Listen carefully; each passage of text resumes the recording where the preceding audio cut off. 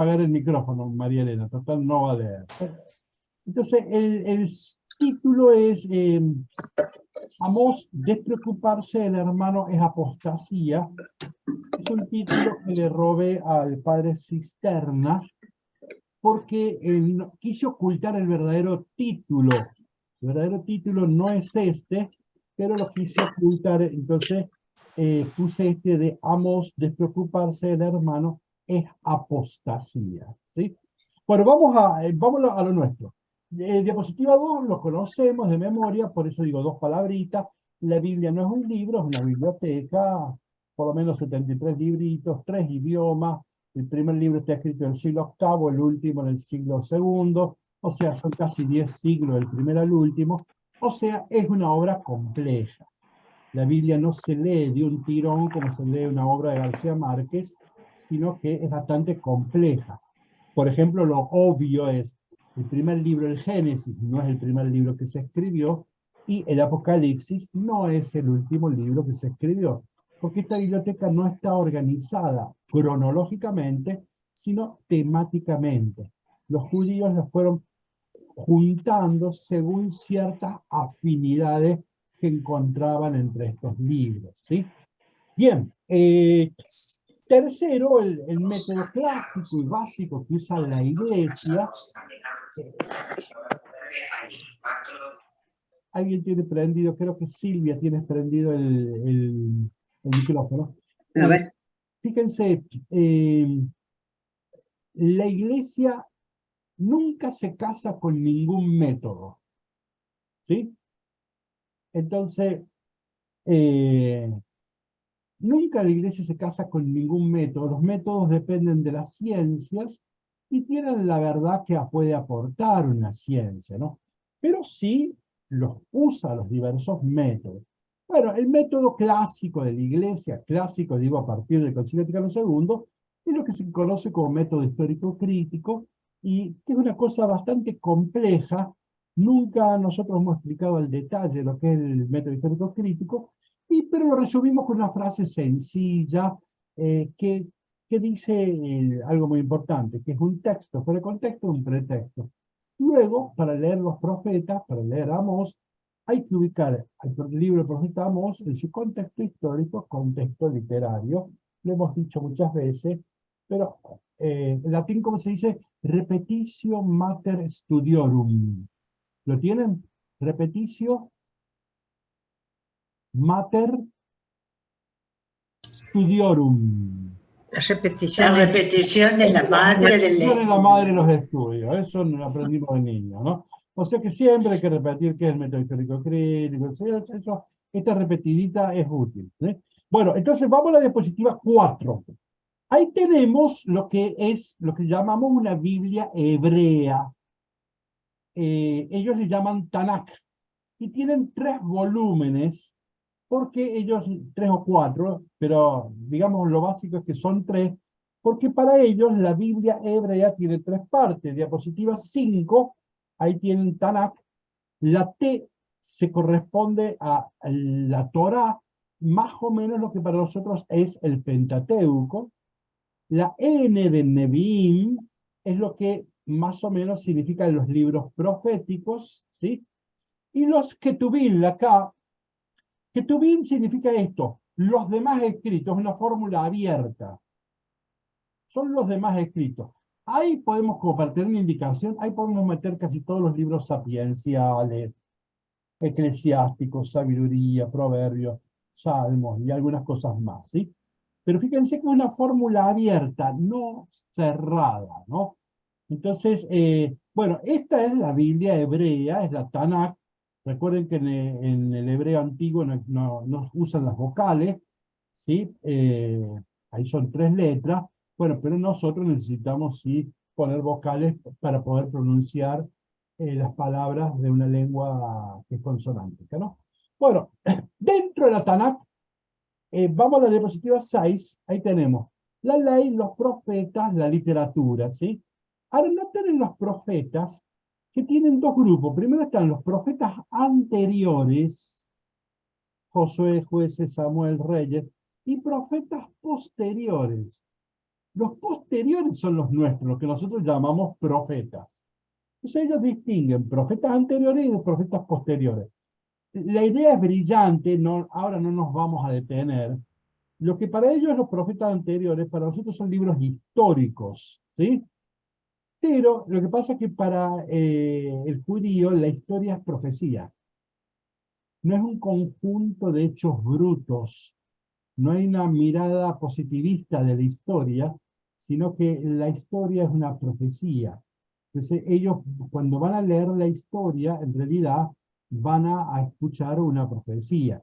Por eso le llaman profetas anteriores, y después viene el elenco de los libros que nosotros les llamamos profetas posteriores, ¿no? Y ahí están los nuestros. Vamos a la otra diapositiva. Entonces ven primera distinción, profetas anteriores, profetas posteriores. Los nuestros son los posteriores. Después ellos distinguen profetas mayores de menores. Mayores es por la extensión, por la cantidad de páginas, diríamos. No es que son mayor de edad o que son más importantes. No, mayores, ven Isaías es el más largo, ¿sí? Después está Jeremías, Ezequiel, ¿no? Lamentaciones es cortito, pero como siempre se pensó que era un apéndice de Jeremías, por eso se lo metió ahí. Siempre Jeremías, Lamentaciones se creyó que era un apéndice de Jeremías, por eso está ahí. Y Daniel, que nosotros sabemos que no es un libro profético, es un libro apocalíptico. La Apocalipsis del Antiguo Testamento está en el libro de Daniel, ¿no? Fíjense que nuestro curso fundamentalmente va a ser sobre Isaías, Jeremías y Ezequiel. Ese va a ser el núcleo. Le vamos a hacer preceder uno chiquito, que es el de Amós, y antes de Jeremías y de Ezequiel, vamos a poner brevemente Oseas, porque Oseas plantea el tema de la alianza matrimonial, y es una imagen que van a usar mucho Jeremías y Ezequiel. Y al final vamos a terminar con Daniel, aunque no es un libro profético, pero sí origina el movimiento apocalíptico, que va a ser muy importante después para el Nuevo Testamento.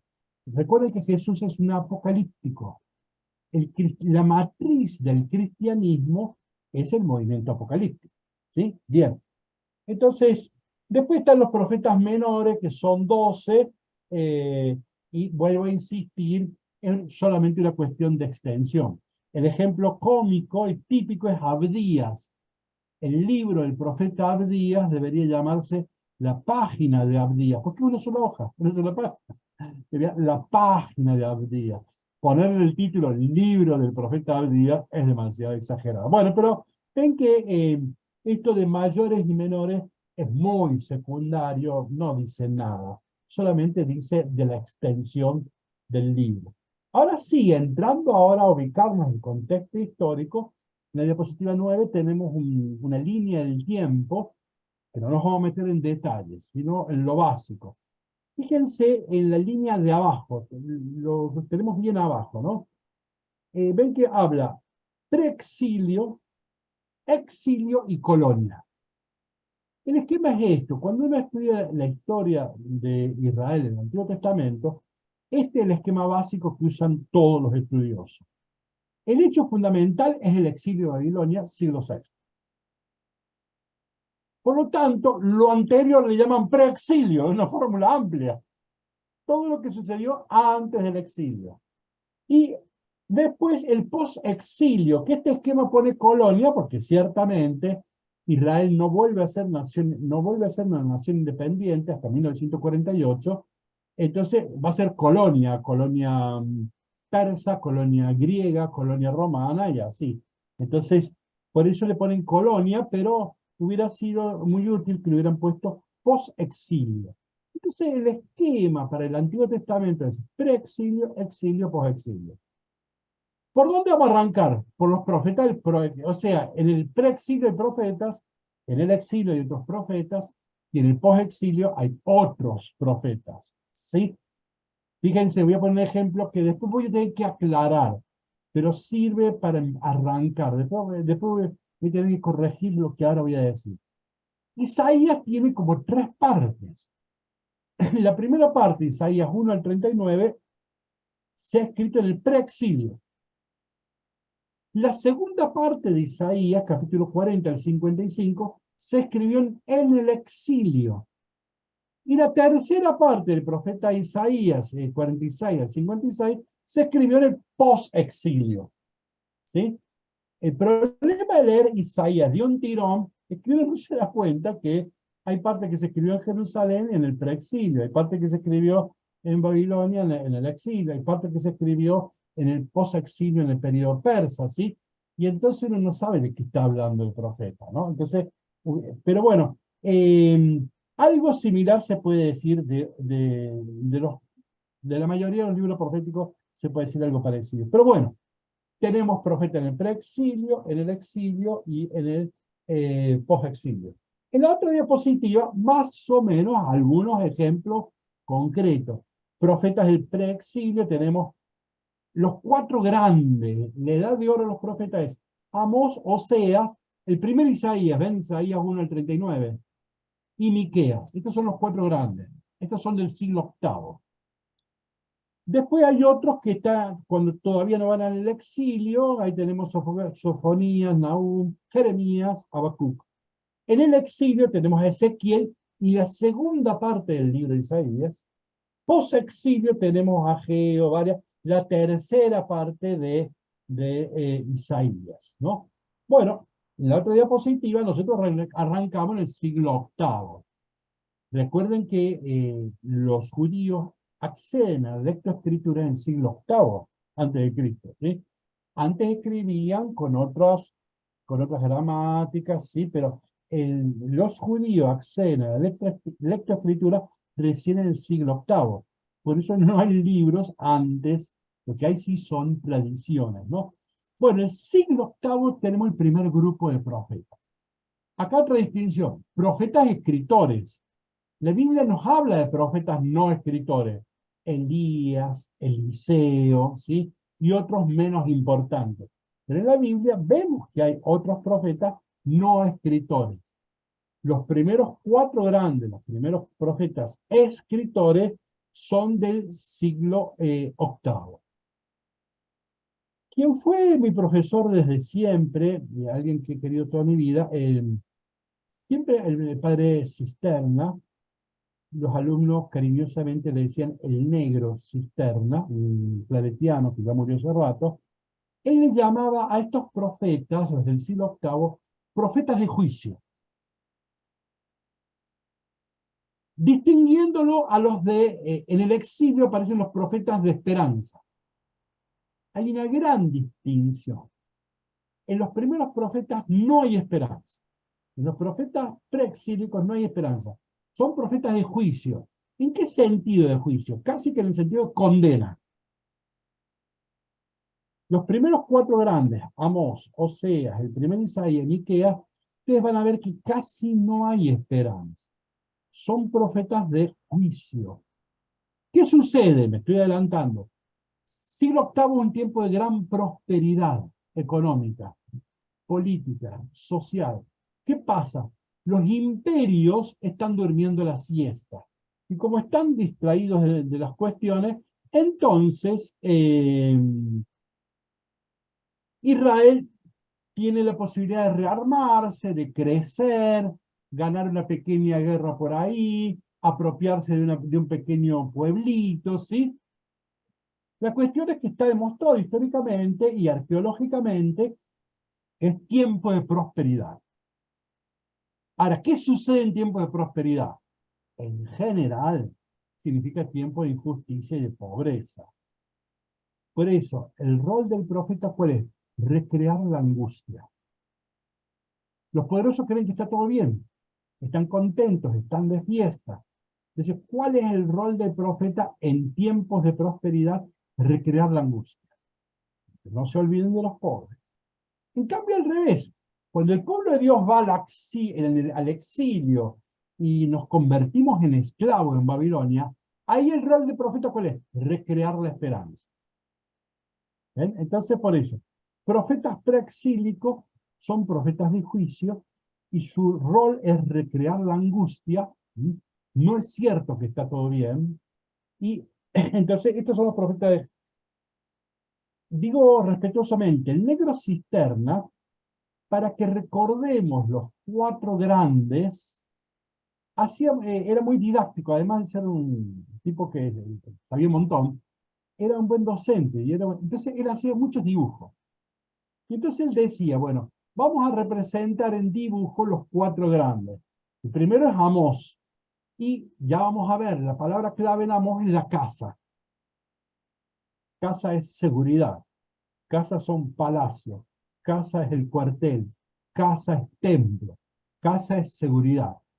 Entonces, en el mundo antiguo, solamente las personas que tenían muchas posibilidades tenían casa. Entonces, Cisterna decía, la casa simboliza lo nuclear de Amós. Después viene Oseas. ¿Se acuerdan que Dios le dice que se case con una prostituta? Entonces, el matrimonio, ¿ven? Él dibujaba ahí una pareja y representaba la enseñanza, la alianza matrimonial de Dios con su pueblo pecador, representado en una pareja.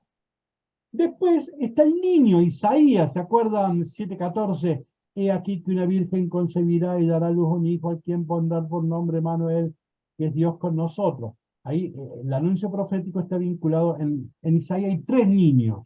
Para nosotros el más famoso es este. Entonces, el niño es el tema central del profeta Isaías, de la primera parte de Isaías 1 al 39. Y después Miqueas, que es un campesino. ¿Sí?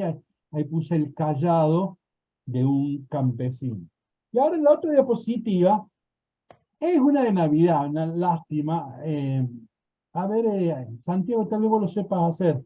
Sería bueno sacarle la coronita a San José, al niño y a María, porque quien lo ve eso cree que estoy hablando de un pesebre.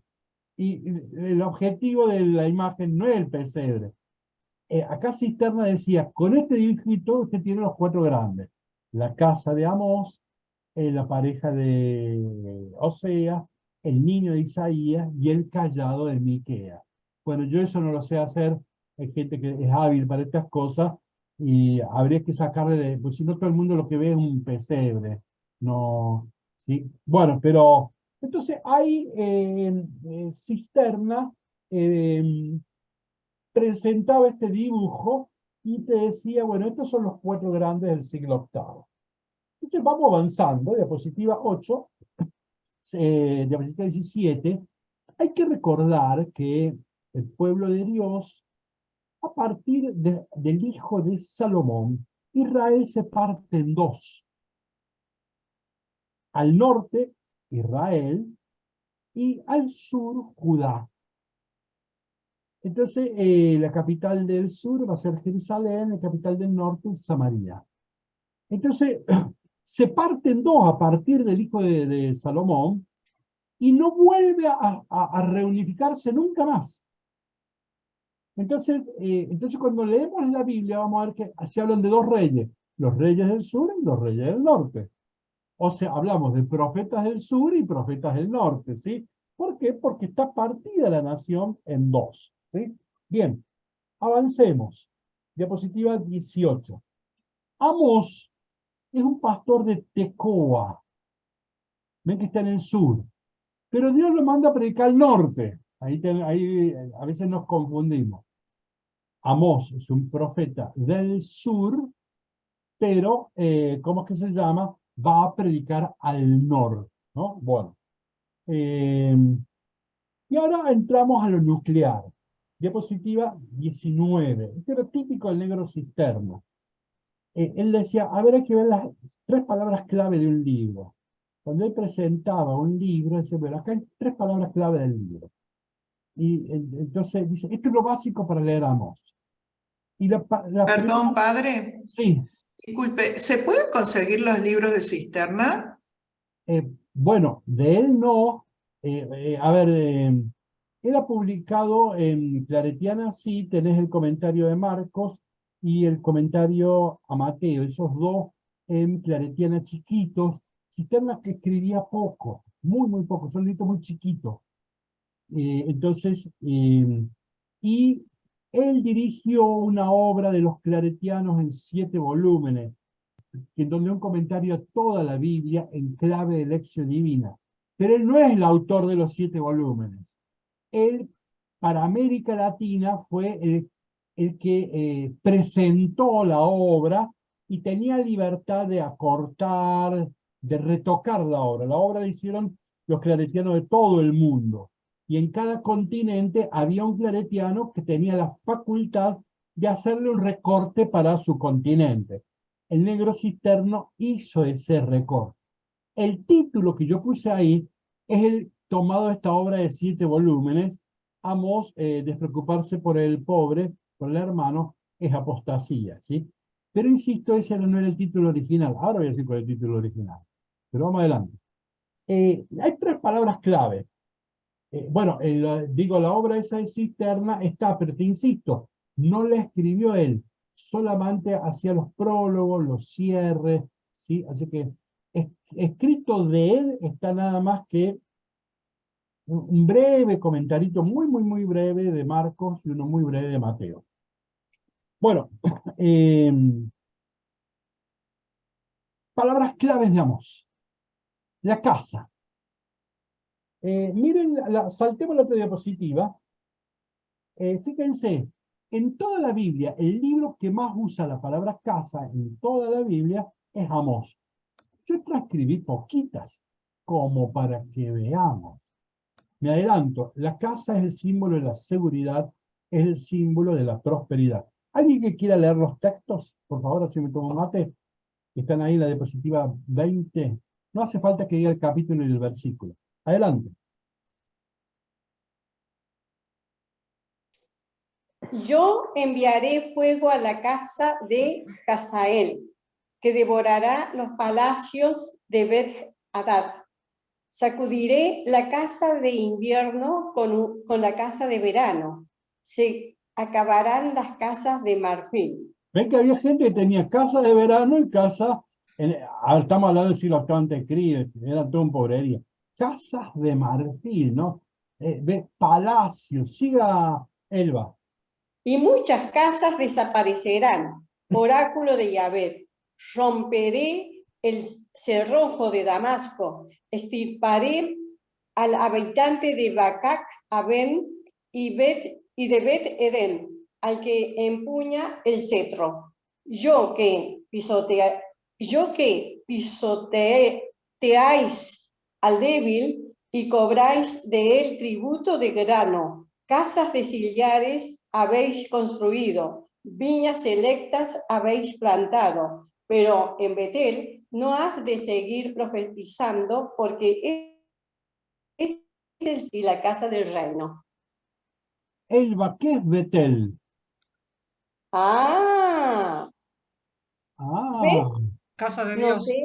¿Ves? Casa. Dios. Y Dios, casa de Dios, ¿ves? Por eso Dios. es casa, ven que la palabra casa, ¿no? El Lo santo que pasa es que aquí dice Bet y es Baitel, pero bueno, Bait, casa, Dios, bueno, él. está bien, pero en castellano se escribe Betel. Bueno, vamos acá. Volvamos a la diapositiva ¿Y anterior. Bet Eden?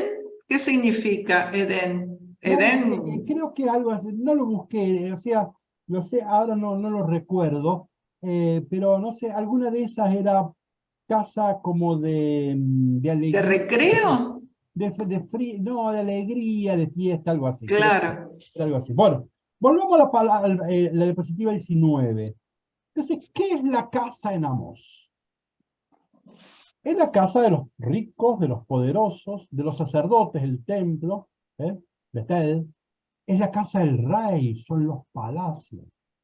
Es el cuartel. ¿Cómo era la sociedad en el mundo antiguo? Vivían en ciudades pequeñas amuralladas, eran pocos los que vivían en las ciudades amuralladas, y ahí adentro estaban casas, pero las casas de los poderosos, ¿sí? El pobrerío vivía fuera de eso y como podía. Y acá ven que hay casa de verano, de invierno, hay casa de marfil, ¿no? Entonces, ¿qué es la casa? Es el símbolo de la prosperidad. Siglo VIII, en la arqueología, te justifica, te dice, sí, es tiempo de prosperidad económica.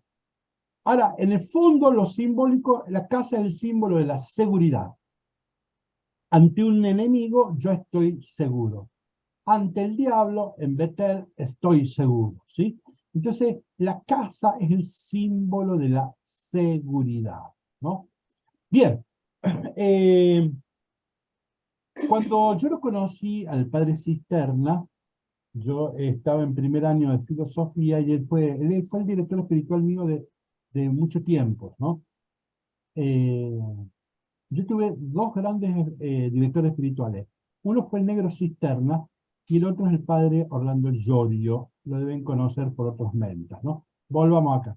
El negro Cisterna, cuando yo lo conozco, me acuerdo en primer año, yo me iba a confesar donde vivían los claretianos y era profesor de Biblia, pero estaba escribiendo la tesis doctoral.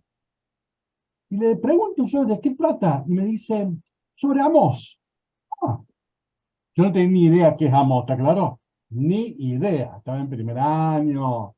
¿Sí? Yo sabía quién era Santa Teresita, el Niño Jesús, San Francisco así, pero qué David no tenía idea. Entonces, de Amós. ¿Y cómo se llama la tesis? Y este es el título que no quise poner. Fíjense la tesis, dice así: la casa en Amós o la ideología de la seguridad nacional. Estoy hablando del año 78. Puebla en el 78 denuncia la ideología de seguridad nacional en la América Latina. Pero miren la tesis Padre, doctoral. disculpe, ¿me puede repetir? Bueno, la tesis doctoral de él, miren el título que tenía, año 78, ¿no? La casa en Amós o la ideología de la seguridad nacional. Yo me acuerdo que yo estaba leyendo Puebla y yo sí entendí el título, no sabía que era Amós, pero sí sabía de qué estaba hablando. Bueno, ese es el título original de su tesis, ¿no? Bueno, estaba vinculado a esto de la casa. Bueno, pero avancemos. La otra palabra clave que tiene este libro es la palabra pobre. Fíjense, sale muchas veces. Busquen ahora en la diapositiva 21. Lo bueno es que en 2 versículos sale los 4 términos con los que se designa la palabra pobre. Los 4 significan pobre, pero cada palabra tiene un pequeño matiz que la distingue. Entonces dice, venden al justo por dinero. Justo es el pobre, sadik. Es el pobre, pero un pobre religioso, un pobre que confía en Dios. Venden al justo, sadik, por dinero. Y al pobre, Evión, por un par de sandalias. Evión es el pobre socioeconómico. ¿Sí? En hebreo, pobre en el sentido socioeconómico, si tiene dólares o no, eso es Evión. Los venden por un par de adidas. Pisan contra el polvo de la tierra la cabeza de los débiles, Dal. Dal es el pobre, pero débil, indefenso, no se puede, no tiene fuerza para defenderse, ¿sí? O sea, que es pobre, pero además no tiene capacidad de defensa. Y el camino de los humildes tuercen, Anahuim.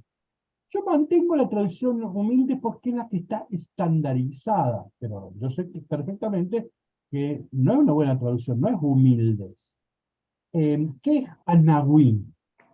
Anahuim era esto: cuando el pueblo de Dios va cautivo a Babilonia, y cuando van a entrar a Babilonia los cautivos, ¿sí? El rey extendía el báculo y usted para entrar tenía que agacharse en un signo de autohumillación para poder pasar. Si no se agachaba lo suficiente, había un grandote que lo metía para abajo, ¿sí? Entonces era un símbolo de humillación. La palabra humildad es una virtud, es un valor, una palabra positiva. Acá no hay ninguna palabra positiva. Acá es un humillado, ¿sí? Humillado y ofendido. Pero todas las Biblias ponen humilde, entonces, bueno, otra historia, ¿no? Bueno, pero estas 4, entonces, Amós tiene otra característica. Usa muchas veces la palabra pobre. Gracias a Dios, en 2 versículos, justo puso los 4 términos que, insisto, los 4 significan pobre, solo que tienen un matiz, ¿no? Bien, y después viene la otra palabrota, es terremoto, diapositiva 22. Esto es interesantísimo. La palabra terremoto no aparece muchas veces. aparece 2, o 1,5. Aparece en el arranque, miren, casi en el título, miren, 1:1, 2 años antes del terremoto, ¿sí? Y cuando termina el libro, miren, 9:5, el Señor Yahvé, el que toca la tierra y ella se derrite. Entonces, acá la palabra terremoto no importa por lo cuantitativo, sino por lo cualitativo. Acá está lo que siempre hablamos, la técnica de la inclusión semítica. La inclusión es cuando en una obra yo abro y cierro con la misma palabra o con el mismo concepto. Y de este modo yo enmarco toda la obra. Entonces la palabra terremoto aquí no es importante porque sale 10 veces, 5, no. Acá la palabra terremoto es importantísima porque forma inclusión y enmarca toda la obra. ¿Hasta acá lo entendemos? Bueno, ahora fíjense, vamos a ir sugiriendo planteos. ¿Cuál es el problema si yo tengo una casa de marfil? ¿Qué es lo peor que me puede pasar? Que haya un terremoto. ¿Está? Entonces, ¿ves? Acá la casa, el problema es que ¿qué anuncia Amós? Un terremoto. Por eso miren más abajo, yo le puse, el titulito es mío, palabra sísmica, claro, el sísmico, ¿no? Palabra que genera terremoto. O sea, Amós trae una palabra sísmica, anuncia un terremoto. Ahora, al que tiene casa le es una angustia, ¿sí? Que haya un terremoto. Entonces, y acá, fíjense, podemos poner estos textos. Ruge Yahvé desde Sión, desde Jerusalén, da su voz. ¿Ven? Es la palabra no de un colibrí, no es la brisa de Elías en el monte de Oreb, sino ruge Yahvé. O el otro texto, ruge el león, ¿quién no temerá? Habla el Señor Yahvé, ¿quién no profetizará? ¿Ve? La profecía de Amós es una palabra sísmica, demoledora, que desestabiliza. Acá no hay una palabra consoladora. No. Acá hay una palabra sísmica. Que evidentemente él tiene que recrear la angustia a los poderosos. Y por eso el tema del terremoto. Ahora, hasta acá me van siguiendo. Hago otro concepto que es muy importante. Los profetas anteriores, porque acá habría una pregunta que sería esta, es interesante. La pregunta se la hace José Luis Cicredía. Él dice, ¿por qué el libro de Amós es el primer libro de la Biblia? ¿Por qué el libro que primero que se dijo, bueno, vale la pena escribirlo? Los que lo escucharon la homilía, de esto hay que anotarlo. Entonces, Cicre se pregunta, ¿por qué es el primer escrito de la Biblia? ¿No?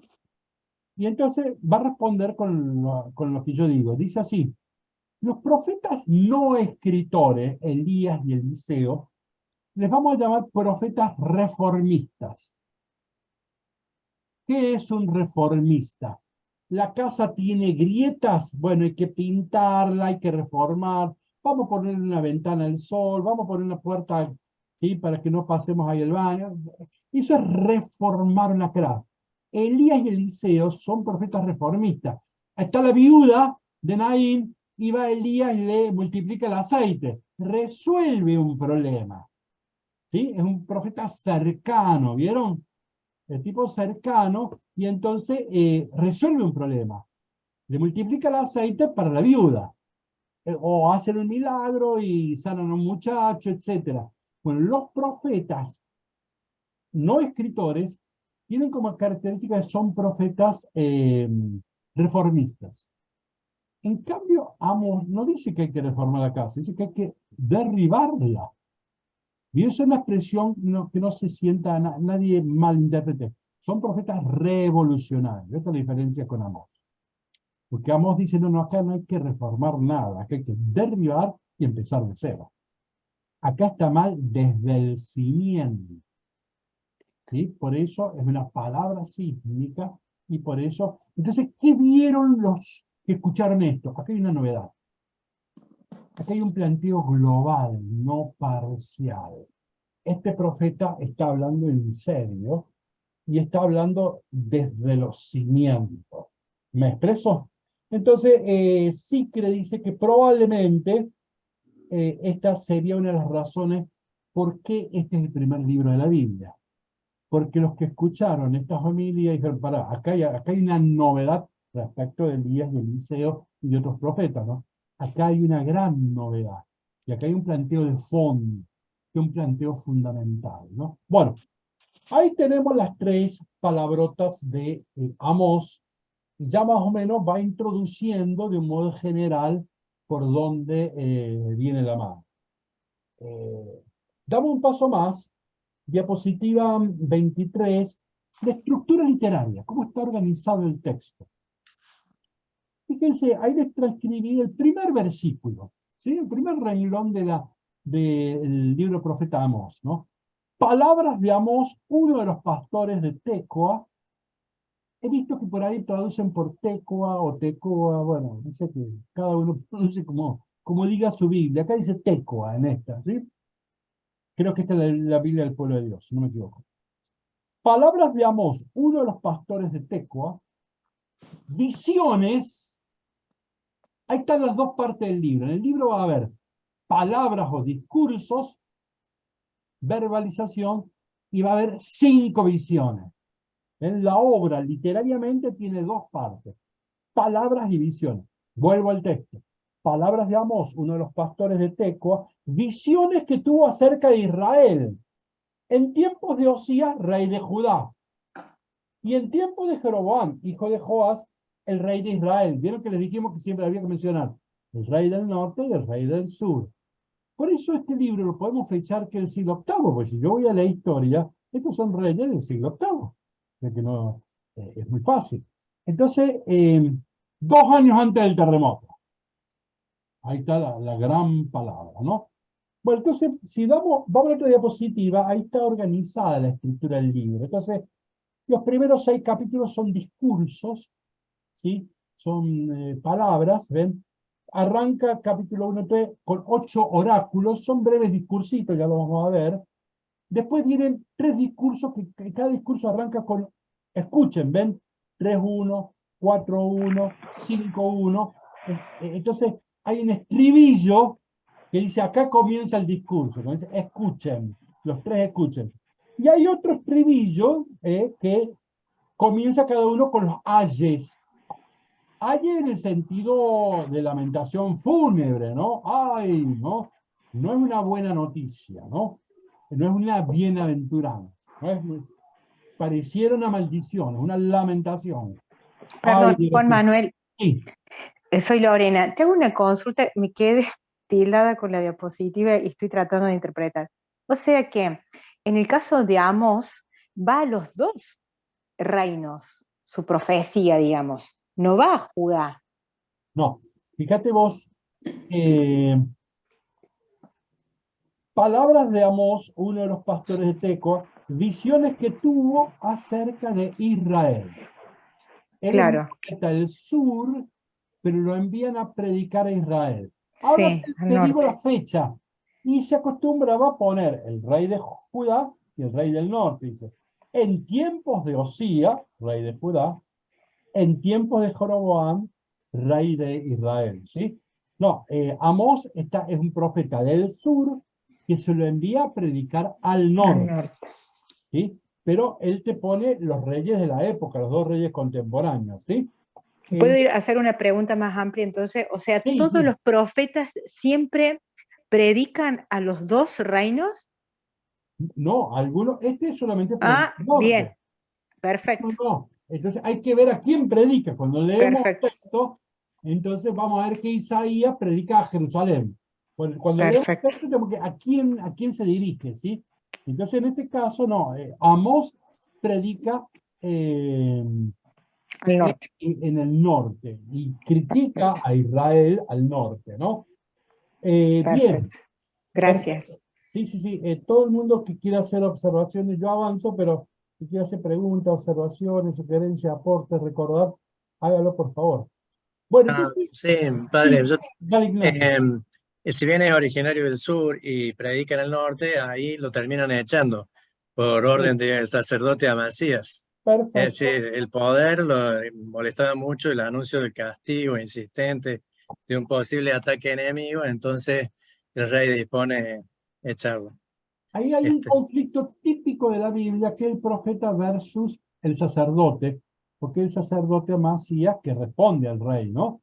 Entonces, acá hay un conflicto permanente que van a encontrar en la Biblia, el conflicto del profeta con el sacerdote, que en general es un delegado del rey, ¿no? O sea que eso está en el capítulo 7, es lo último que vamos a ver, es esa partecita, ¿sí? La vocación de Amós se suele llamar el capítulo 7, y es este conflicto con el sacerdote Amasías. Bien, entonces, estoy en la diapositiva 24, la estructura es simple, hay discursos y hay 5 visiones, ¿no?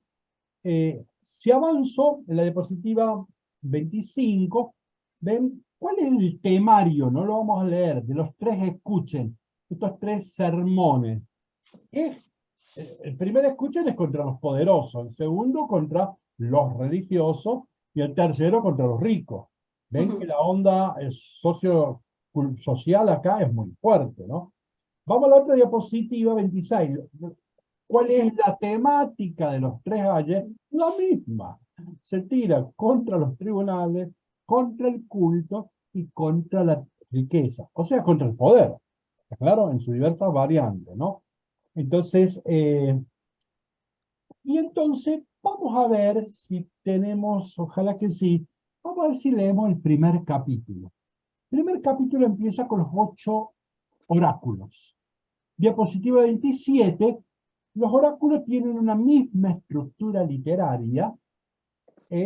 Comienza diciendo, dice Yahvé, después usa un estribillo, que no hay que analizarlo en detalle, un estribillo que se usa en la literatura sapiencial, por 3 delitos y por 4. Ahí no hay que buscarle qué significado, o sea, decir 3 por 4 es 12, todo Israel. No, no, no.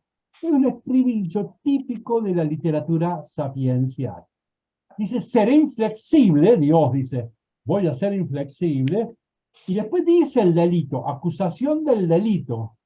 Después le anuncia un castigo que en general es, le voy a quemar los palacios, las casas. Y finalmente dice, oráculo de Yahvé. Abre y cierra con Yahvé. Bueno, todo el capítulo tiene estos 8 oráculos. Los primeros oráculos los transcribí textualmente y con el color para que se recuerden que tienen esas partes, ¿sí? Después los otros oráculos no los vamos a leer enteros porque en realidad ya sabemos cuál es la fórmula literaria. Quien quiera leer la diapositiva 28, por favor, sería el... ¿qué tenemos que imaginar? Una reunión del Mercosur, pero se hace en Buenos Aires. Y entonces Amós son oráculos contra las naciones. Les pega a los uruguayos, les pega a los paraguayos, les pega a los chilenos y así, ¿sí? Están las naciones, esto es lo que hay que imaginar. Y Amós empieza a pegarle a uno, a otro, a 8 naciones, 6 naciones circunvecinas, ¿sí? Esta es lo que tenemos que imaginar. Adelante entonces, quien quiera leer la diapositiva 28. Yo.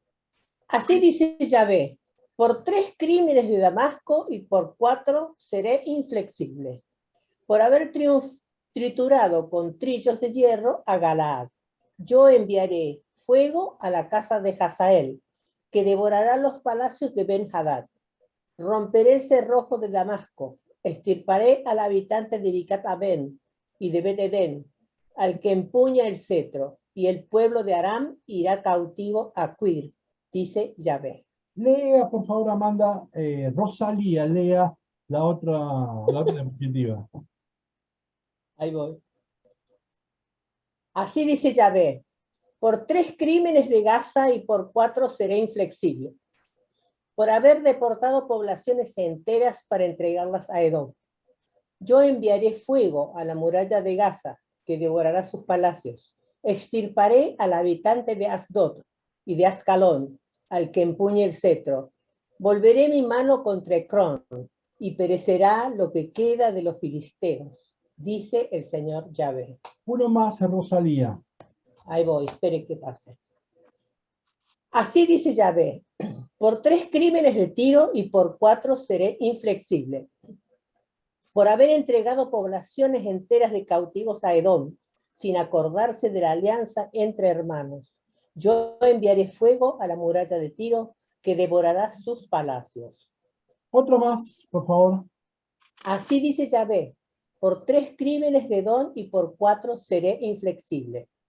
Por haber perseguido con espada a su hermano, ahogando toda piedad por mantener para siempre su cólera y guardar incesante su rencor, yo enviaré fuego a Temán, que devorará los palacios de Bosra. La última, Rosalía.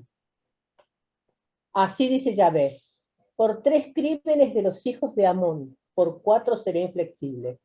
Por haber reventado las mujeres encintas de Galat, para ensanchar su territorio, yo prenderé fuego a la muralla de Rabá, que devorará sus palacios en el clamor en día de combate, en la tormenta en día de huracán, y su rey irá al cautiverio juntamente con sus príncipes, dice Yahvé. Bueno, vemos que la estructura literaria es la misma, entonces ahora ya transcribí el caracú, el delito, no todo el texto. Ustedes se dan cuenta, diapositiva 33, ¿no? ¿Cuál es el delito? Por haber quemado hasta calcinar los huesos del rey de Edom, ¿sí? ¿Se acuerdan que a Perón le robaron las manos? ¿Se acuerdan? Bueno, una cosa así. Profanar los cadáveres de los muertos, ¿no? Sigo. Acá contra Judá. Atenti a esto. Judá ya es un pueblo religioso. Por haber despreciado la ley de Yahvé y no haber guardado sus preceptos, porque los han extraviado sus mentiras, las que ya habían seguido sus padres. Y al final está Israel. Bueno, ahora me paro acá. Fíjense, son 8 oráculos. Yo cometo el error, yo ahí les he espoleado la historia, cometo el error de decirle que son 8. Yo tendría que decirle, vamos a leer los oráculos contra las naciones. Entonces viene el primero, el segundo, los uruguayos, los paraguayos, ¿sí? Los chilenos y así. Hasta que llega el séptimo.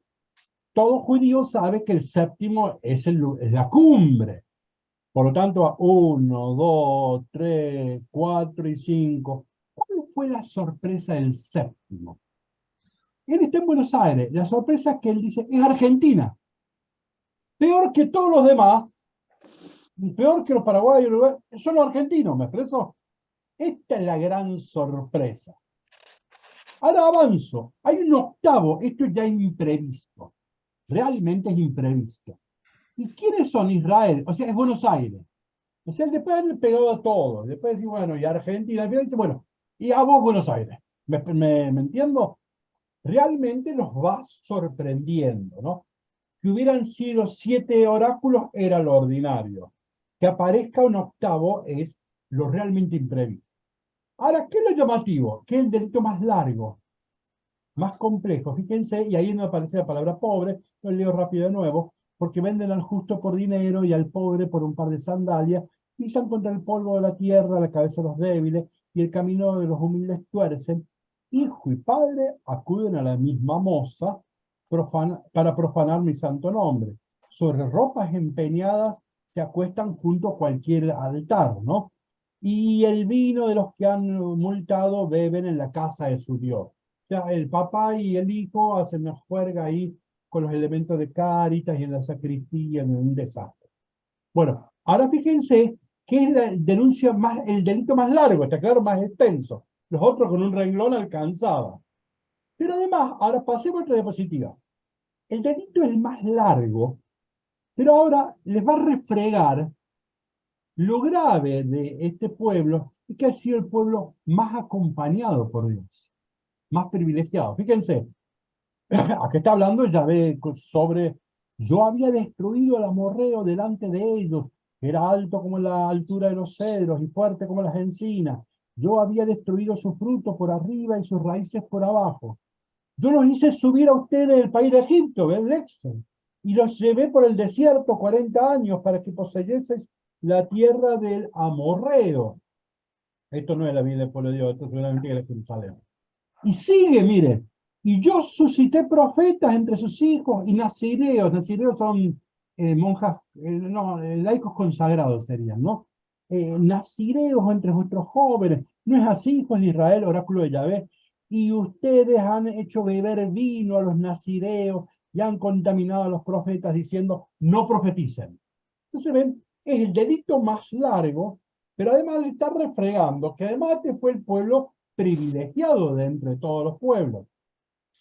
Y por lo tanto el castigo es el más largo también, fíjense. Pues bien, yo estrujaré debajo como estruja el carro que está lleno de mis haces. Es eso. Debe ser. Sí, ese es. Entonces le fallará. Haces, no será de madera. fecal. ¿Qué dice usted, María Elena? No, yo por el peso, porque creo que acá se refiere a un carro con un peso. ¿Y a qué se referiría? Haces de leña, de Claro. madera, de madera, Haces de leña puede ser. madera. Bueno, después alguien que lo chequee, sí. Ujú. Que ese no me parece que sean tan pesados, no sé. Bueno, después se explicar en otra traducción que, ¿sí? Entonces le fallará el oído al raudo. Acá dice lleno de gavillas en mi Biblia. Claro. Entonces es lo que vos dices, que puede ser leña, o sea, Sí. de algo pesado, un carro que lleva cosas pesadas. Bien, entonces le fallará el oído al raudo, el fuerte no podrá desplegar su vigor, ni el bravo salvará su vida. El que maneja el arco no resistirá, no se salvará el de pies ligeros, el que monta a caballo no salvará su vida. Y el más esforzado entre los bravos huirá desnudo el día que el oráculo de Yahvé. O sea que Israel es el octavo, ahí le dio con un caño. Bueno, ahora fíjense esto, a ver, vamos a la diapositiva 40, ahí tienen un mapa. Esta es la reunión del Mercosur que ustedes tienen que imaginar, ¿ven? Ahí está Damasco, Amón, Moab, Edom, ¿sí? Tiro, ¿ven? Lo que nosotros tenemos que imaginar es esa reunión, ¿no? Y él está en Israel, ahí es la reunión del Mercosur, y el séptimo le pega a Judá abajo, y el octavo, lo inesperado, es que le pega a Israel. O sea que esta es una sorpresa impresionante. Volvamos al 39. Entonces miren las naciones y los pecados. ¿Ven? Los de Damasco, ¿cuál es? Destruirle la tierra de cultivo a tal pueblo. Ustedes recuerden que la economía en el mundo antiguo, desde la revolución preindustrial para atrás, el mundo antiguo la economía es el campo, la tierra. O sea que lo peor que vos le podés hacer a un pueblo es romperle la tierra para dificultar el cultivo, ¿sí?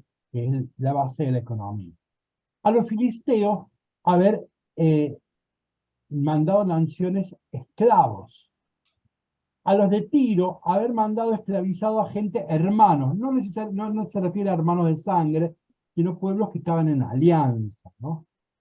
Edom, que no solo que eran hermanos, sino que mantienen el odio, el rencor. A Amón por la crueldad, a Moab por haber profanado los muertos. Judá es la única que aparece con un pecado religioso, lo destaco, es la única. E Israel aparece claramente el tema del pobre, lo social. Entonces, si lo dejo un poquito de lado a Judá, ¿cuáles son los pecados que le preocupa? ¿Cuál era el pecado que les preocupaba a nuestras abuelas? Estaba por el sexto mandamiento, más o menos, ¿no? El sexo. El sexo, ¿no? El sexo. La castidad sería. Por eso, ¿ven? Ven que las iglesias se caracterizan por de qué pecados se angustian, ¿no? Entonces, bueno, ¿de qué pecados se preocupa el Dios de Amós? Y diríamos de los delitos de lesa humanidad. ¿Ven? No aparecen pecados en el orden moral, sino que aparecen lo que nosotros solemos llamar los pecados de lesa humanidad, o pecados humanitarios, si ustedes quieren, para no ser tan precisos. Pero ven que la preocupación religiosa, en principio, es muy diluida, muy diluida. Lo que aparece como problemática seria son los pecados sociales, ¿no? Me parece que Judá es el pecado religioso porque es con Israel el único pueblo que conoce a Dios. Y si se aleja de Dios, del Dios verdadero, para seguir a los ídolos, se aleja también de la justicia social. De acuerdo.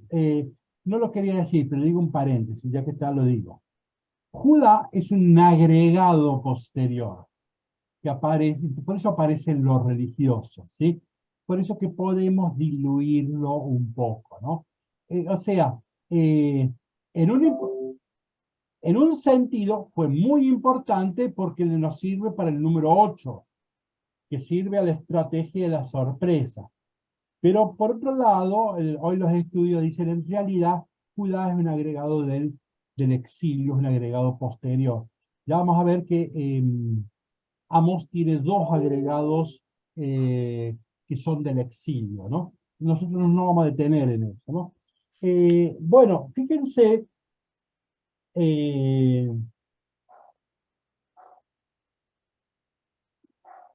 bueno, voy a parar acá porque quedan 5 minutos. Entonces voy a cerrar con una primera idea. Tal vez estoy espoleando mucho la cosa. Voy a cerrar con una primera idea. A ver.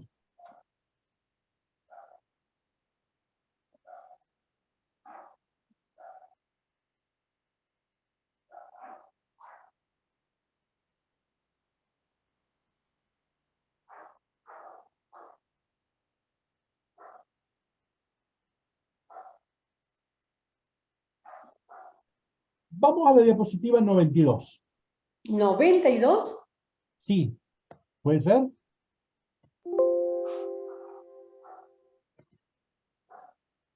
Ahora podemos hacer una primera conclusión que se va a enriquecer después, ¿eh? Ahí tienen la famosa frase de Marx, que no siempre se entiende porque acá hay un texto fuera de contexto, es un pretexto. Esta frase es del primer Marx. Ustedes saben que Marx quería ser cura protestante. Él estudió teología, es profesor de teología, y estuvo por reemplazar en la cátedra de la Iglesia protestante uno de los mejores teólogos protestantes de su época. Él iba a ser el sucesor de la cátedra, y ahí renuncia. Entonces los estudiosos de Marx hablan del joven Marx y el viejo Marx. El joven Marx es un profesor de teología. Conoce muy bien la Biblia. Alguna vez lo podemos detener en eso, no es ahora nuestro tema. Entonces, el primer Marx, es de acá viene este texto, en donde él analiza, le interesa mucho la cuestión religiosa, ¿no? Entonces, vamos a la diapositiva 93, es un texto famoso este. La miseria religiosa es al mismo tiempo la expresión de la miseria real. No oculta, sino que desoculta la miseria real. ¿Qué más? Es la protesta contra la miseria real. ¡Epa! La religión es el suspiro de la criatura atormentada, el alma de un mundo desalmado. Y también es el espíritu de situaciones carentes de espíritu, sino hondura humana. La religión es el opio de los pueblos. Digo, renunciar a la religión en tanto dicha ilusoria del pueblo, exigir para éste una dicha verdadera. Exigir, se entendió esa frase, ¿no? La religión distrae. Dígala de nuevo, por favor. Bueno, estoy en la diapositiva 24, no 24. Fíjense, la idea es esta, a ver. ¿Escucharon alguna vez a Quilapayún? ¿Cómo? ¿A quién? Quilapayún. ¿El grupo musical? Sí, lo conozco, un grupo musical chileno. Chileno, cantaba así. Hoy día domingo, Señor, quisiera glorificarte, pensando en la otra vida, quien está comiendo poco. Esa es la crítica marxista a la religión. La religión me distrae del problema social real y me mete en una ilusión, ¿sí? Bueno, entonces vuelvo ahí. Pero un momentito, padre, ya que interrumpió. Lo que me queda como... no entiendo bien qué significa para Marx la miseria religiosa. Bueno, es que está hablando de sí, está hablando de los de los pobres religiosos, ¿sí? Está hablando- Pero sería una persona que El tiene pueblo, una a religión ver, muy pobre. la religión, a ver, la religión para Marx es una superestructura ideológica que ayuda a ocultar las causas de la pobreza. Entonces, el religioso está concentrado en la vida eterna y así se distrae de la verdadera revolución agraria que debe hacer. ¿Me expreso? Pero no obstante, yo les mostré cómo las expresiones son ambiguas. Si bien quiere criticar, uno también puede hacer una relectura de la frase y encontrarle un valor, que en realidad es una protesta contra la pobreza real. Pero sigo ahora. Renunciar a la religión en tanto que dicha ilusoria del pueblo es exigir para éste una dicha verdadera. Exigir la renuncia a las ilusiones correspondiente a su estado presente es exigir la renuncia a una situación que necesita ilusión.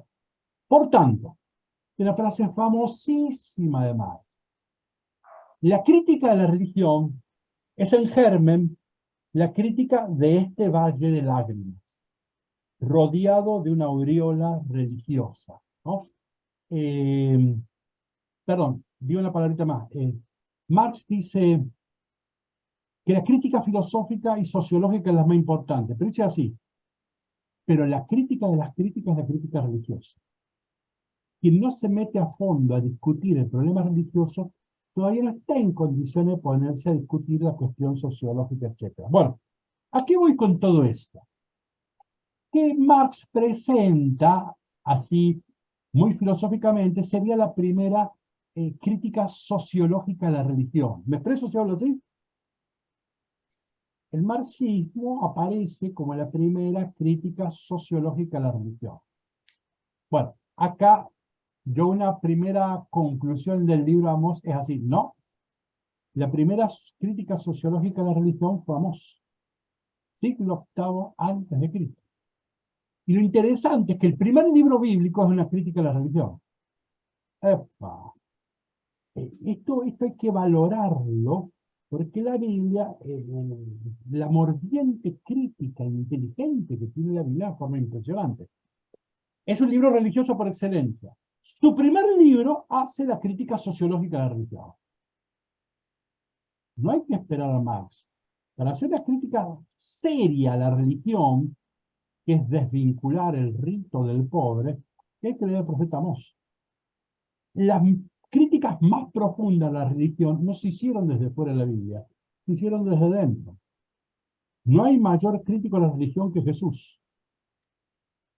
Las críticas más inteligentes, más serias, se han hecho desde la Biblia. Y entonces leemos el profeta Amós nosotros para autocriticarnos.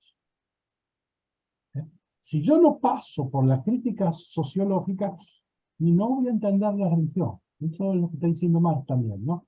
Entonces, por eso arrancar con Amós es importantísimo y ayuda a una primera mirada, ¿no?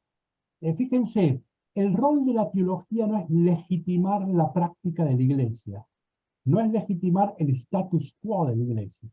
El rol de la teología es precisamente criticar la praxis pastoral de la iglesia. Es precisamente criticar el lugar, el status quo de la iglesia. Y entonces, y estar atento, el profeta que es un vigía, que está atento, que nunca nos olvidemos del pobre, ¿no? Que la verdadera apostasía, la peor apostasía, es de preocuparse del hermano, del pobre. ¿Me entendí ahí? Bueno, un primer cierre, para más o menos viendo por viene Isaías, perdón, Amós, lo terminaremos en la semana que viene. Una última opinión de alguien que quiera hacer una apreciación, un aporte, una sugerencia. Sí, padre, a mí me parece que Amós realmente es bastante fuerte, ¿no? Y que yo he descubierto en el capítulo 6 y en el 9 que Amós tira por tierra la concepción religiosa de que Israel no es mejor que los otros reinos, porque en el capítulo 9 dice que Dios también puso en movimiento a los filisteos desde Caftor y a los sirios desde Kir. O sea que si hubo un beneficio especial, motivo para sentirse seguro, sino perder responsabilidad, ¿no? Esto del pueblo elegido, como que Amós bueno, lo compara también con otros pueblos, ¿no? Excelente, Ignacio. El dogma fundamental de Israel, ¿cuál es? Somos un pueblo elegido. Dios nos eligió. Por eso no somos como otros. O sea, el dogma fundante de toda la fe de Israel, el fundamento, es la elección. Y Amós, ¡pum!, le pega, dice, no, Dios eligió otros pueblos, ustedes no están enterados, ustedes que son los únicos. Bueno, eso es real. Bueno, ahí ves vos. Yo no me iba a detener en esa frase, pero me alegro que la hayas pescado. Le iba a mencionar al pasar, pero me alegro que la hayas pescado, porque ahí se ve lo que es la crítica, ¿sí? Religiosa. Entonces, pone en jaque el dogma fundamental del pueblo, de la religión de Israel. Esa es la base. Bueno, acá vemos una cosa muy crítica. Yo cuando digo crítica estoy diciendo inteligente, ¿no? No, crítico no digo un tipo molesto con lo que sucede. Eso es un crítico, no, no. Hay una mirada muy inteligente de la religión, ¿no? ¿Alguien que quiera hacer otra observación, aporte? Yo, padre, me quedé pensando en Marx, ¿no? Que, o sea, me parece que muchas de estas personas así tan importantes en el pensamiento, en la filosofía, etc., parten de la fe que han tenido. Y me da la impresión de que ni siquiera dejan de terminar de tenerla, porque están buscando, a pesar de que la critican, no sé, me surgió de lo que usted ha dicho ahora, a pesar de las críticas que le hacen, están como pidiendo que se hagan las cosas bien, en una palabra. ¿Puede ser? Excelente. Uno de, Ay, uno de los grandes intelectuales del siglo XX es Paul Ricoeur. Paul Ricoeur tiene una famosa frase que está muy divulgada, que es, cuando habla de los tres grandes ateísmos contemporáneos, modernos, Marx, Nietzsche y Freud, habla los profetas de la sospecha. Entonces, sí. Marx nos ayuda a sospechar que tal vez detrás de un acto heroico hay alguna búsqueda del dinero. Nietzsche nos ayudó a sospechar que probablemente detrás de un acto de santidad hay una búsqueda de poder. Y Freud también. Entonces, ¿ven? Ahí está, usted tiene ahí, la crítica psicológica la hace Freud, la crítica antropológica la hace Nietzsche, la crítica sociológica la hace Marx. Marx, ¿está claro? Entonces, la crítica cosmológica la hizo Galileo. Entonces, ¿ves? ¿Qué pasa? Leemos el pensamiento moderno como, nos enseñan a hacer autocrítica. Usted dijo muy bien que son todos religiosos. La Alemania de estos personajes es la Alemania protestante. Entonces, Freud es un judío, pero huyendo a los nazis, tenían la babysitter, ¿cómo se llama? La que atiende a los niños, era cristiana, y es la primera que le habla del infierno. Entonces, todo el problema del psicoanálisis, Freud se tiene que sacar el problema del infierno de la cabeza. Bueno, Marx dijimos, profesor de teología, son cristianos. El ateísmo occidental es un fenómeno cristiano, ¿no? ¿Sí? Ateo, es negación de teo, Dios. El ateísmo es una negación de los errores cristianos. Por eso una buena... ¿Vieron las tentaciones de Jesús? Ven que ahí están Marx, Nietzsche y Freud. Ven que hay que hacer una autocrítica, ¿no? Entonces, uno leería bien, hay que ser responsable, ¿no? Hay que tener formación, pero uno leería bien a Freud y les va a servir para hacer una autocrítica sobre la imagen paterna y el lugar de la ley. O leer a Nietzsche para ver todo el tema del superhombre, del poder, el concepto de obediencia, el que tienen las monjas, etc. Bueno, entonces decía Paul Ricoeur, les llama los profetas de la sospecha. A estos tres grandes críticos, Paul Ricoeur, teólogo, filósofo, protestante, hombre brillante, fue uno de los grandes intelectuales del siglo XX. Bien, así como los católicos tuvieron a Baltasar, los protestantes lo tuvieron a Paul Ricoeur, ¿no? Bueno, los profetas de la sospecha, o sea, estos hombres nos ayudan a releer nuestra fe. O sea, la crítica externa es fecunda cuando se convierte a la autocrítica. Tenemos que reconocer que estos tipos tal vez exageraron, tal vez se fueron de mambo, pero captaron defectos fundamentales del cristianismo. Bueno, no la hagamos tan larga. A ver, les recuerdo que mañana con algunos nos vemos con el libro de los Hechos, los Hechos de los Apóstoles. Y viernes y sábado a la mañana voy a hacer algo parecido, un retiro espiritual. Quien no se anotó, hay varios que están anotados, quien no se anotó y quiere hacerlo, me manda un mail, ¿sí? Y bueno, y si no, nos veremos ya el próximo martes, ya terminaremos con Amós y arrancaremos con el profeta Isaías, que ya es un libro grande, ¿no? Bueno, que tengan, vayan a misa, ¿no? Jueves, Sí, santo, mucha actividad tenemos. hagan el Vía Crucis, Todo. el domingo de gloria, ustedes no pueden faltar esos días a misa, ¿no? ¿Sí? Bueno, entonces... Perdón, una preguntita así Sí. medio personal, pero yo creía que como no he podido estar en la última clase, en las últimas clases de Hechos, estoy como media... ¿Sigue todo el mes de abril? Sí.